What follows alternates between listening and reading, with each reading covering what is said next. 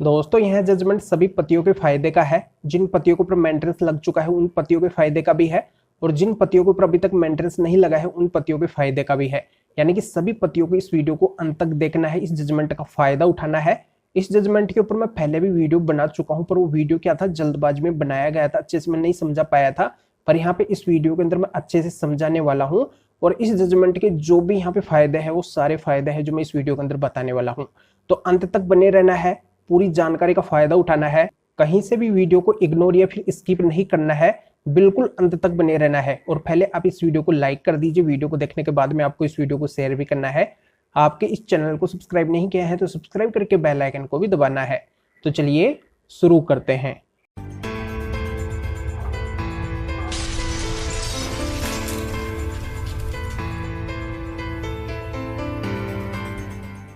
तो वेलकम दोस्तों, मैं हूं एडवोकेट जितेंद्र। यहाँ पे मैं क्लियर कर देता हूं कि 3 आधार तो ऐसे होते हैं जिनसे पत्नी है जो पति से बिल्कुल भी मेंटेनेंस नहीं ले सकती है, यानी कि 1 रुपया भी पत्नी का मेंटेनेंस का नहीं बनता है। तो यहाँ पे पहला आधार तो ये होता है कि पत्नी अगर एडल्ट्री के अंदर है तो वो पत्नी भी है जो पति से मेंटेनेंस नहीं ले सकती है, उस पत्नी का मेंटेनेंस है जो बिल्कुल भी नहीं बनेगा।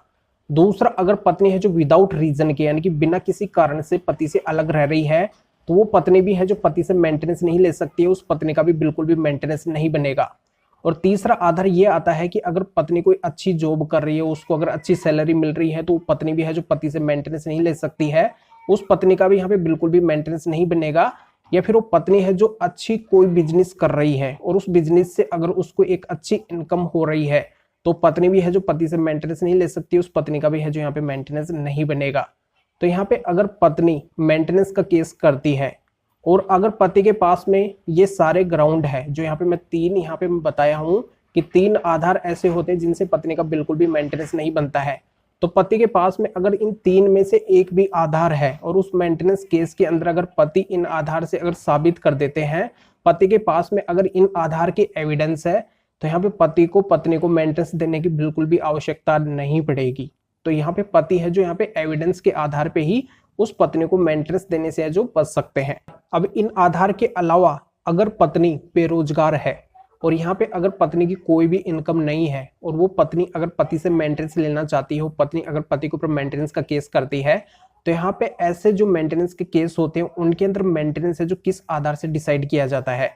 यहाँ पे इन मेंटेनेंस केस के अंदर ये आधार देखा जाता है कि पति की इनकम कितनी है, पति की आय कितनी है, तो उसी आधार से है जो यहाँ पे पत्नी को मेंटेनेंस मिल पाता है। यानी कि अगर यहाँ पे पति की आय अधिक है तो पत्नी को फिर उसी आधार से ज्यादा मेंटेनेंस मिल पाएगा, अगर पति की यहाँ पे आय कम है तो उसी आधार से पत्नी को यहाँ पे कम मेंटेनेंस है जो मिल पाएगा। तो इस आधार से ही है जो पत्नी आज तक मेंटेनेंस लेती आई है, पत्नी का यहाँ पे मेंटेनेंस है जो कोर्ट के द्वारा बनता आया है। पर यहाँ पे इस जजमेंट के अंदर कुछ अलग ही होने वाला है। इस तरीके से अलग होने वाला है कि पति चाहे यहाँ पे कितना भी कमाते हो, चाहे पति की यहाँ पे कितनी भी अधिक आय क्यों ना हो, पत्नी यहाँ पे पति की आय से मेंटेनेंस नहीं ले सकती है। तो कैसे नहीं ले सकती है इसकी डिटेल में आपको जानकारी मिल रही है, इसलिए आप अंत तक बने रहिए। देखो यहाँ पे क्या होता है, वर्तमान परिस्थिति के अंदर आजकल मेंटेनेंस केसों के अंदर है जो इनकम एफिडेविट लगता है और उस इनकम एफिडेविट के अंदर है जो पति को सारी डिटेल शो करनी पड़ती है, अपनी आय इनकम वगैरह है जो सब कुछ दिखाना पड़ता है। तो यहाँ पे जिन भी पतियों ने इस तरीके से इनकम एफिडेविट लगाया है और जिन्होंने अपनी आय इनकम वगैरह जो सब कुछ शो करी है, यानी कि जिन पतियों के ऊपर अभी तक मेंटेनेंस नहीं लगा है, उन पतियों के मन में एक चिंता होती है, एक टेंशन होती है। वो ये सोचते हैं कि पत्नी यहाँ पे ज्यादा फायदा उठा लेगी, पत्नी का यहाँ पे है जो मेंटेनेंस बन जाएगा। तो पति ये चाहते हैं कि उस पत्नी का मेंटेनेंस ना बने या फिर उस पत्नी का मेंटेनेंस बने तो बहुत कम बने। तो इस तरीके से जिन पतियों के ऊपर अभी तक मेंटेनेंस नहीं लगा है उन पतियों को भी इस जजमेंट से है जो बहुत अधिक फायदा मिलने वाला है। और दूसरा, यहाँ पे जिन पतियों के ऊपर अब तक मेंटेनेंस बन चुका है तो वो पति भी है जो उस मेंटेनेंस को कम करवा सकते हैं, इस जजमेंट से है जो भरपूर फायदा उठा सकते हैं। तो आगे इसकी डिटेल है जो मिलने वाली है। अब इस मामले के अंदर क्या होता है कि पति के ऊपर 60,000 रुपये पर मंथ के हिसाब से है जो मेंटेनेंस लगा दिया जाता है। अब पति इसको चैलेंज करते हैं, पर यहाँ पे हाई कोर्ट तक है जो पति को कोई भी रिलीफ यानी कि कोई भी फायदा है जो नहीं मिलता है। अंततः ये मामला है जो माननीय सुप्रीम कोर्ट के सामने पहुंचता है और माननीय सुप्रीम कोर्ट के द्वारा मामले को गहराई से देखा जाता है। ये पाया जाता है कि पति के ऊपर यहाँ पे जो 60,000 रुपये पर मंथ के हिसाब से जो मेंटेनेंस लगा है वो यहाँ पे पति की आय के आधार पे लगा है, यानी कि पति यहाँ पे जितना कमा रहे हैं उस आधार से है जो पति के ऊपर ये मेंटेनेंस है जो थोप दिया गया है। तो ये बिल्कुल गलत है, इस तरीके से है जो मेंटेनेंस का निर्धारण नहीं किया जाना चाहिए। इस पर माननीय सुप्रीम कोर्ट का ये कहना होता है कि मेंटेनेंस केवल गुजारे के लिए होना चाहिए, न कि ऐसो आराम के लिए।